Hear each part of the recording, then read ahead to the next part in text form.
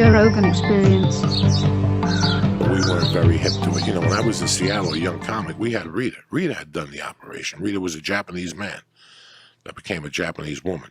But she died because, first off, she had a lot of psychological problems that came after the surgery. I loved Rita O. Rita O let me $400 for my first fucking headshot. I never forgot that, man. I paid it back and everything.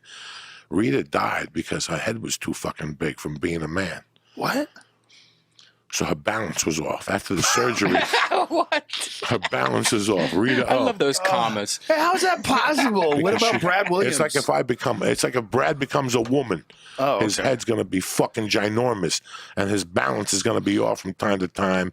Something happened after they did the surgery to her, that her balance got taken off. She died because she suffered a fall at a disco and banged her head. Rita O was an open mic comic that used to run with us in Seattle. And she'd come out, she had the nails. I mean, nobody's going to fuck Rita O. Trust me. Nobody ever thought of fucking Rita O. Her hands were fucking horrid. It looked like Herman Munster hands. She had the nails, and she would get nachos. And then she'd go to get a drink, and we'd take her nachos, and she'd yell. She had a very feminine voice, like, yes, darling. But she'd look at us getting nachos, she'd go, put them down! Whoa. It was fucking scary. and to make money, the government or the doctors gave her a certain amount of pills a month, and she became a pill addict. Because the pain from the surgery, plus all the psychological... and everything, like she was raised in like when I met Rita in 95, Rita was 50 already, you know what I'm saying?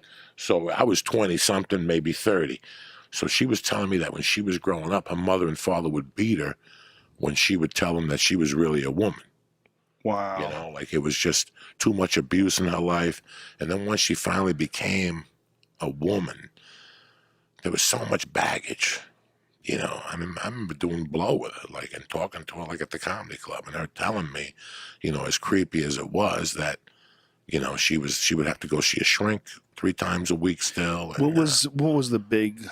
Did she talk about what the big issue was? The transition? Was it a transition? Transition, you know, but she ate a lot of pills. She did a lot of powder.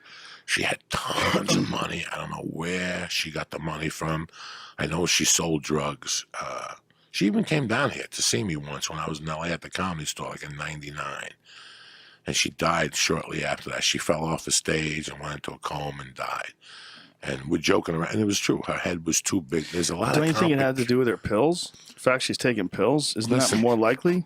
I've been in contact in my life with maybe 2 or 3 transgenders, man. You know, like on the streets when I was a kid in New York City or something.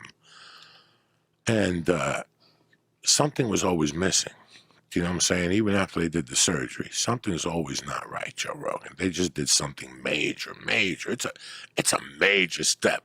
We're just throwing it around with these fucking idiots, and they're going to start throwing it around like a tattoo. That's the part of it that I don't like. That now every time somebody feels feminine, they're going to want to have this fucking surgery.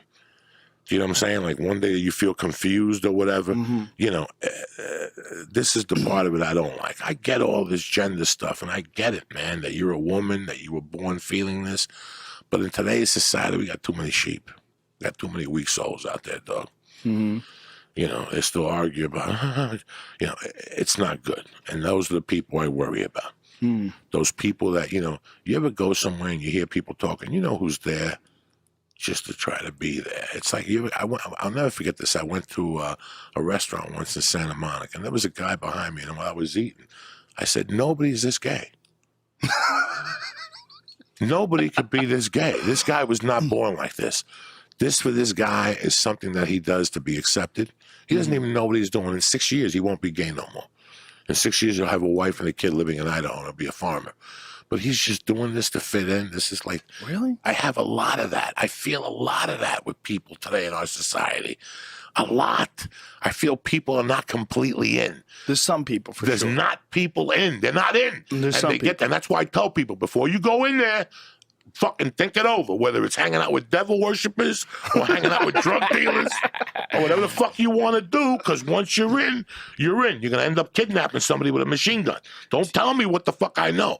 I know when somebody's faking the funk. Uh-huh. Bro, like I told you, I have a fucking revenge gene. Okay? You'd rather fucking get 10 dicks up your ass than have somebody come to you and say Joey Diaz died from an overdose. I was not going to let that happen. I was not going to let people come up to you and go, see, I told you.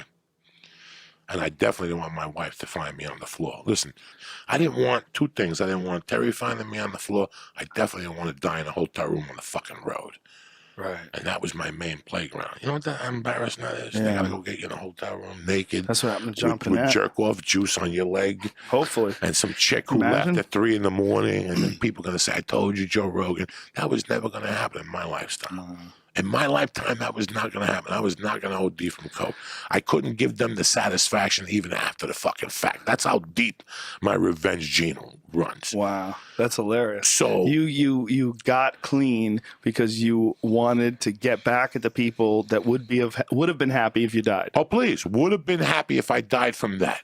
They would have loved to look at you in the face and go, I told you so. There's people that live for that shit. That once they have an opinion, they live by it.